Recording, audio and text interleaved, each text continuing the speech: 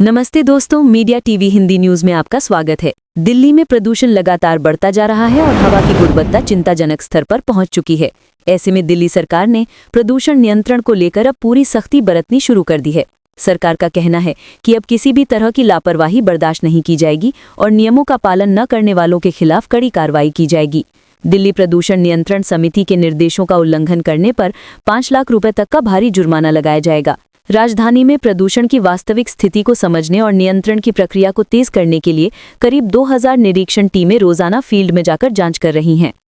पर्यावरण मंत्री मनजिंदर सिंह सिरसा ने साफ कहा है कि राजधानी में जिस गति से प्रदूषण बढ़ रहा है उस पर नियंत्रण के लिए सबसे जरूरी है कि धूल और निर्माण से होने वाले प्रदूषण को तुरंत और कठोरता से रोका जाए। उनका कहना है कि PM 2.5 जैसी छोटी घातक कणिकाओं को कम करने का सर्वोत्तम उपाय ये है कि धूल को उसी स्थान पर नियंत्रित किया जाए जहां वो उठती है। इसी को ध्यान में रखते हुए रोड कटिंग और कंस्ट्रक्शन साइट्स पर नियमों के पालन को सख्ती से लागू किया जा रहा है। निर्माण और रोड कटिंग साइट्स पर सख्त निर्देश। मंत्री ने स्पष्ट किया कि अब सभी सरकारी एजेंसियों और प्राइवेट ठेकेदारों को रोड कटिंग स्थलों पर धूल नियंत्रण से जुड़े उपाय तुरंत लागू करने होंगे। इनमें शामिल हैं धूल बैरियर लगाना, मिट्टी को ढक कर रखना, कार्यस्थल को लगातार गीला करना, सड़क पर जमा मलबे को निर्धारित स्थान पर रखना, निर्माण सामग्री को ढक कर रखना, निर्माण सामग्री ढोने वाले सभी वाहनों को कवर करना। दिल्ली सरकार ने ये भी निर्देश दिया है कि यदि कोई निर्माण स्थल इन नियमों का पालन नहीं करता है तो उसे तुरंत बंद कर दिया जाएगा। सिरसा ने बताया कि अब तक 50 से अधिक कंस्ट्रक्शन साइट्स पर कार्रवाई हो चुकी है, जिन्हें या तो बंद किया गया है या भारी जुर्माना लगाया गया है। 2000 निरीक्षण टीमें मैदान में उतरी। दिल्ली सरकार ने प्रदूषण पर वास्तविक और तेज नियंत्रण के लिए फील्ड में तैनात निरीक्षण टीमों की संख्या बढ़ाकर लगभग 2000 कर दी है। ये टीमें रोजाना राजधानी के विभिन्न इलाकों में जाकर जांच कर रही हैं कि कहीं धूल, खुले में निर्माण, मलबा फेंकने या खुले में कचरा जलाने जैसी गतिविधियां तो नहीं हो रही। हर टीम को मोबाइल ऐप और तकनीक आधारित रिपोर्टिंग सिस्टम उपलब्ध कराया गया है ताकि किसी भी उल्लंघन पर तुरंत कार्रवाई हो सके। सरकार का कहना है कि प्रदूषण से लड़ाई सिर्फ कागजों तक सीमित नहीं रहेगी, बल्कि जमीन पर कठोर एक्शन ही इसका समाधान है। खुले में कचरा या बायोमास जलाने पर कड़ी नजर। कचरा, लकड़ी या बायोमास जलाने को दिल्ली में प्रदूषण का बड़ा कारण माना जाता है। इसे रोकने के लिए सरकार ने निगरानी और सख्ती दोनों बढ़ाई है। पर्यावरण मंत्री ने नागरिकों से अपील की है कि वे खुले में कचरा या बायोमास न जलाएं। उन्होंने बताया कि मजदूरों द्वारा खाना बनाने के लिए लकड़ी जलाने की समस्या को देखते हुए सरकार ने 305 सामुदायिक किचन शुरू किए हैं।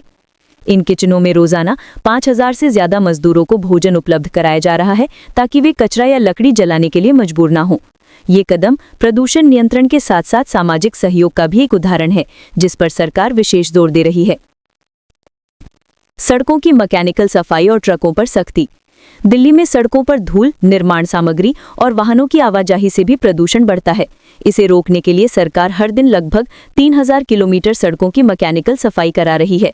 बड़े वैक्यूम मशीनों वाले ट्रक लगातार शहर की मुख्य सड़कों पर चल रहे हैं ताकि धूल का स्तर कम किया जा सके। इसके अलावा गैर मानक और प्रदूषण फैलाने वाले पुराने ट्रकों को दिल्ली की सीमाओं पर रोकने के लिए सख्त निगरानी बढ़ा दी गई है। सरकार का कहना है कि जो भी ट्रक मानकों पर खरे नहीं उतरते हैं उन्हें तुरंत लौटा दिया जा रहा है। CND साइट्स पर रोजाना निरीक्षण।